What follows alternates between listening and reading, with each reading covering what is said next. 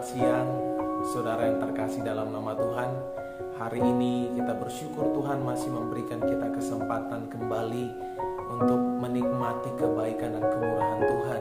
Bapak Ibu Saudara yang terkasih dalam nama Tuhan, dalam kesempatan-kesempatan yang diberikan Tuhan, mari lakukan pekerjaan-pekerjaan Tuhan yang luar biasa itu. Tadi malam kita telah mendengar khotbah dari hamba Tuhan yang luar biasa, Bapak Gembala Pastor David Mariepan, berbicara mengenai rahasia untuk meruntuhkan, menghancurkan tembok-tembok Yeriko kita, Bapak Ibu Saudara, dengan memegang janji Allah, memiliki janji Allah, kemudian harus memiliki strategi yang ada, dan kemudian kita juga harus menantikan Tuhan, harus menanti dalam hadiratnya, Bapak Ibu Saudara, dan kita bisa melihat bagaimana Tuhan Allah turut bekerja, dan masih banyak lagi. Hari ini juga saya masih ingin sharing bagaimana caranya bagaimana kita menghancurkan, meruntuhkan tembok Yeriko kita. Yohanes 6 ayat 1 dikatakan, dalam pada itu Yeriko telah menutup pintu gerbangnya, telah tertutup kata itu karena orang Israel, tidak ada orang keluar atau masuk. Bapak Ibu Saudara terkasih dalam nama Tuhan, Tuhan tidak pernah mengajar umatnya untuk lari dari persoalan yang ada di hadapannya. Tuhan juga tidak mengambil alih peperangan tersebut.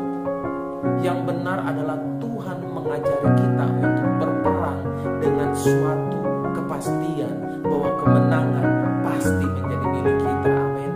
Jadi kita harus mau berperang, artinya menghadapi masalah itu. Tetapi kita juga harus ingat bahwa dalam peperangan itu kita tidak sendirian, sebab Tuhan memberikan kemenangan bagi kita. Haleluya. Iblis selalu merancangkan hal-hal yang jahat bagi kehidupan manusia. Sebagaimana tertulis dikatakan dalam Yohanes 10 ayat 10, katakan pencuri atau iblis itu datang hanya untuk mencuri, membunuh, bahkan membinasakan. Itulah sebabnya Bapak Ibu Saudara, iblis selalu mencari cara bagaimana supaya orang percaya hidup dalam kegagalan. Iblis berusaha menutup pintu-pintu kesempatan itu, menutup jalan berkat, dan menyerang semua orang dengan hal-hal yang negatif. Runtuhnya tembok Yeriko merupakan salah satu kisah yang tertulis di dalam Alkitab yang sangat menggetarkan hati kita, Bapak Ibu Saudara. Bagaimana tidak, tembok tersebut runtuh bukan karena kekuatan manusia menggunakan alat perang, alat yang canggih, Bapak Ibu Saudara, seperti yang dikhotbahkan kemarin, Bapak Ibu Saudara, melainkan dengan kekuatan adikodrati, yaitu melalui sorak-sorak dan pujian-pujian penyembahan, Bapak Ibu Saudara. Begitu berkuasanya kuasa pujian dan penyembahan itu, Bapak Ibu Saudara. Makanya dikatakan penting bagi kita untuk hidup dalam pujian dan penyembahan, menyembah Tuhan, karena ada kuasa yang mengalir di situ, Bapak Ibu Saudara. Pada waktu itu yang dihadapi oleh bangsa Israel di bawah kepemimpinan Yosua bukan perkara ringan, bukan hal yang ringan, sebab mereka bukan hanya menghadapi Yeriko yang telah tertutup pintu gerbangnya, tetapi juga raja dan pahlawan-pahlawan yang gagah perkasa di dalamnya. Bapak Ibu Saudara yang terkasih dalam nama Tuhan, secara logika itu pasti mustahil bagi bangsa Israel untuk bisa menembus, untuk bisa masuk ke kota Yeriko, karena pintu gerbangnya telah tertutup. Namun bila Tuhan yang turut bekerja dan terlibat di dalamnya, Bapak Ibu Saudara, maka perkara yang mustahil bagi manusia menjadi mungkin bagi Tuhan. Haleluya. Seperti yang Bapak Gembala Pastor David sampaikan semalam, bagaimana begitu tebalnya tembok itu, lebarnya itu begitu tebal, Bapak Ibu Saudara, bahkan begitu tinggi. Secara manusia, secara logika itu tidak mungkin, tapi bagi Tuhan tidak ada perkara yang mustahil. Amin. Tembok Yeriko adalah gambaran dari masalah-masalah yang kita alami dalam kehidupan kita sehari-hari. Betapa sering kita dihadapkan pada masalah yang sepertinya mungkin tidak ada jalan keluar, tertutup dengan rapat oleh tembok yang begitu tebal, dan hal itu membuat kita takut, bahkan khawatir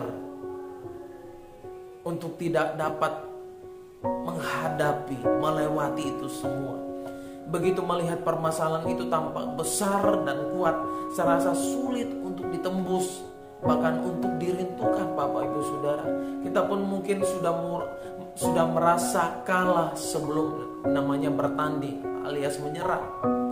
Perhatikan apa yang Tuhan firmankan kepada Yosua. Dikatakan pada Yosua pasal 6 ayat 2, katakan, aku serahkan ke tanganmu Yeriko ini beserta rajanya dan pahlawan-pahlawan yang gagah perkasa. Tuhan menyerahkan Yeriko itu kepada tangannya, dalam tangannya Bapak Ibu Saudara. Bukan hanya Yerikonya saja, tetapi pahlawan-pahlawan, bahkan rajanya yang gagah perkasa. Tuhan berjanji dan membesarkan hati Yosua bahwa ia akan memberikan kemenangan yang besar kepada bangsa Israel. Kemenangan yang besar, dan janji itu pun ditepati oleh Tuhan. Tembok yang tebal sesungguhnya bukanlah penghalang untuk kita untuk mengalami yang namanya kemenangan demi kemenangan. Tapi kita harus ingat bahwa tidak ada kemenangan tanpa usaha. Tidak ada kemenangan tanpa proses, Bapak Ibu Saudara. Harus ada yang namanya kesabaran, harus ada yang namanya ketekunan, harus ada yang namanya ketaatan. Menurut akal manusia mustahil tembok Yeriko itu bisa runtuh bila hanya dikelilingi saja, Bapak Ibu Saudara. Mustahil, hanya dikelilingi berputar satu hari sekali, Bapak Ibu Saudara. Tapi kesabaran orang-orang Israel, bangsa Israel melakukan perintah Tuhan, melakukan perintah Tuhan untuk tidak berbicara selama mengelilingi kota Yeriko, dan juga ketekunan mereka mengelilingi kota tersebut sekali dalam sehari selama 6 hari dan 7 kali pada hari yang ke-7. Bapak Ibu Saudara, akhirnya membuahkan hasil. Tembok penghalang itu pun runtuh. Haleluya. Dan keberadaan taut perjanjian itu di tengah-tengah orang Israel adalah lambang dari kehadiran Tuhan Yesus, kehadiran Allah, di mana Tuhan turut bekerja, perkara yang besar dan dahsyat pasti dinyatakan. Tuhan mengajarkan kepada kita untuk mengucap syukur terlebih dahulu kepada Allah, sekalipun persoalan yang sedang kita hadapi belum terselesaikan. Bapak Ibu Saudara, inilah prinsip yang harus ada di dalam kehidupan orang Kristen. Jika kita baru dapat bersyukur setelah memperoleh kemenangan, apa bedanya dengan orang-orang yang tidak mengenal Tuhan? Jadi metode peperangan yang digunakan oleh Tuhan sangat berbeda dengan apa yang digunakan oleh orang-orang dunia. Orang percaya tak perlu takut untuk menghadapi yang namanya masalah, sekalipun masalah tersebut sebesar dan sekuat tembok Yeriko. Sebab kita punya Tuhan yang lebih besar dan lebih dahsyat dalam segala perbuatannya. Kenapa saya katakan mengucap syukur lebih dulu, Bapak Ibu Saudara? Kita bisa melihat bagaimana orang Israel sebelum tembok itu runtuh, mereka terus bersorak-sorai memuji Tuhan. Artinya apa? Sebelum terjadi kemenangan itu, mereka sudah bersyukur lebih dahulu. Mereka sudah bersorak kemenangan lebih dahulu, karena mereka yakin dan percaya di dalam Tuhan ada kemenangan itu, walaupun belum terlihat di depan mata mereka. Bagaimana kita dapat runtuhkan tembok Yeriko itu, Bapak Ibu Saudara, dalam kehidupan ini? Tidak ada jalan lain, hanya perlu mengikuti perintah Tuhan dan percaya seperti yang dilakukan oleh orang Israel, seperti yang dikatakan oleh hambanya Pastor David. Katakan kita harus memegang janji Allah, pegang janji-janji Allah, harus memiliki strategi itu dan menantikan Tuhan dalam hadiratnya. Bapak Ibu Saudara yang terkasih dalam nama Tuhan, ketika menghadapi tembok persoalan, belajar untuk menahan diri. Amin. Belajar untuk menguasai diri, menguasai emosi, dan percaya Tuhan dapat taklukkan segala pergumulan. Selama 40 tahun bangsa Israel hanya mengelilingi tempat-tempat itu saja untuk mencapai namanya tanah perjanjian. Karena apa, Bapak Ibu Saudara? Dengan pengeluhan. Mereka mengeluh dengan keadaan itu. Bahkan mereka berkata, kami lebih baik mati di Mesir. Tapi satu hal yang mereka lakukan, dalam 6 hari mereka hanya memuji, menyembah Tuhan. Memuji dan menyembah Tuhan, bersorak-sorai kemenangan. Hanya dalam 6 hari, hari ke-7 Tuhan melakukan kuasanya. Artinya apa, Bapak Ibu Saudara? Kita perlu menahan diri, menguasai emosi kita, menahan perkataan kita untuk berkata yang benar, percaya pada sesuatu yang Tuhan akan kerjakan dalam kehidupan kita. Orang percaya tidak perlu takut, sebab di dalam diri kita ada namanya Roh Kudus, Roh yang membangkitkan kekuatan. 2 Timotius 1 ayat 7 dikatakan, roh yang ada di dalam kamu, yang ada di dalam kita itu lebih besar daripada roh yang ada di dalam dunia. Jadi orang percaya memiliki potensi ilahi yang luar biasa. Karena itu tidak ada alasan bagi kita untuk menjadi lemah dan takut menghadapi apapun. Amin, Bapak Ibu Saudara. Haleluya. Saya yakin dan percaya dengan kebenaran-kebenaran firman Tuhan ini, pasti kita dapat meruntuhkan, menghancurkan tembok-tembok Yeriko yang ada di depan kita. Amin. Haleluya. Mari kita berdoa.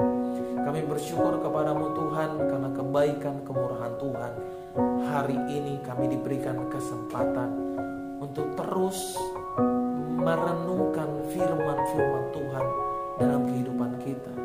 Dan biarlah Tuhan Yesus, apa yang kami dengar mulai dari tadi malam bahkan sampai hari ini Bapa, dapat menguatkan iman kita bahwa hanya di dalam Tuhan ada kemenangan itu Bapa. Hanya di dalam Tuhan kami memperoleh kemenangan demi kemenangan itu Bapa. Dan kami percaya denganmu Tuhan, denganmu Tuhan kami dapat menghancurkan, meruntuhkan setiap tembok-tembok yang ada di depan kami Bapa, yang menghadang kami Bapa. Terima kasih Bapa, kami minta biarlah Kau terus menyertai dan berada di depan kami Bapa, sehingga kami tidak akan pernah takut menghadapi situasi apapun yang ada di depan kami. Hanya di dalam nama Yesus kami berdoa.